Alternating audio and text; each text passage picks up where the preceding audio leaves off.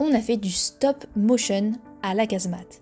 Et quand je dis on, c'est nous, Emma, Marie et Noélie. On avait en fait comme thème le papier et il fallait utiliser uniquement cet élément. On a donc créé une histoire, bienvenue dans l'histoire d'Ophélia et le vent. On a donc créé nos personnages en papier, voici donc Ophélia, et voici aussi le vieil homme. On a aussi découpé des lettres pour créer des dialogues entre les personnages et on a tout documenté. On a écrit un carnet de bord et fait un storyboard avec notre histoire en montrant les différentes scènes. On voulait jouer avec la lumière, donc on a essayé de découper du papier pour créer un socle pour y mettre une ampoule. Du coup, ça nous a donné ça, et au final, on a utilisé une lampe de bureau. Et on a aussi créé un socle pour faire tenir une plaque de plexiglas et poser notre décor.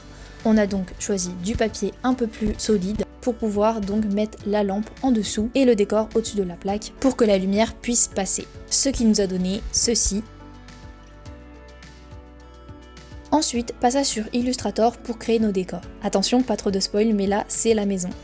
On est allé à la découpeuse laser, on a posé notre feuille de papier A3, puis découpé nos décors, par exemple ici le décor du nuage et de l'arbre, de la forêt.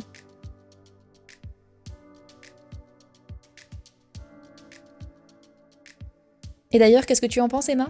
C'est tellement impressionnant. Je suis très contente de mon travail, ça rend bien pour l'instant. En plus de découper nos décors, on a aussi découpé manuellement nos personnages. Et puis on a découpé et encore découpé. Il n'y avait pas que du papier, on a aussi découpé un peu de carton puisqu'on avait le droit d'en utiliser pour créer nos épaisseurs et nos couches et donc donner du volume et de la vie à notre histoire. On est très contente, on est très fiers de nous. On avait un petit peu peur que ça fonctionne pas, mais au final, on a plutôt bien réussi, même durant nos tests. On a fait plusieurs tests avec plusieurs de nos scènes. Et pour créer les couches et les épaisseurs, on a utilisé du papier et du carton qu'on a collé entre les différents plans du décor.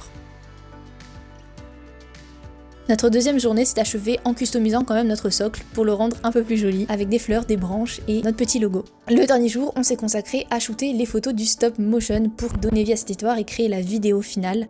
Et donc voici notre setup. On ne vous montre pas tout, rendez-vous dans notre histoire Ophélia et le vent.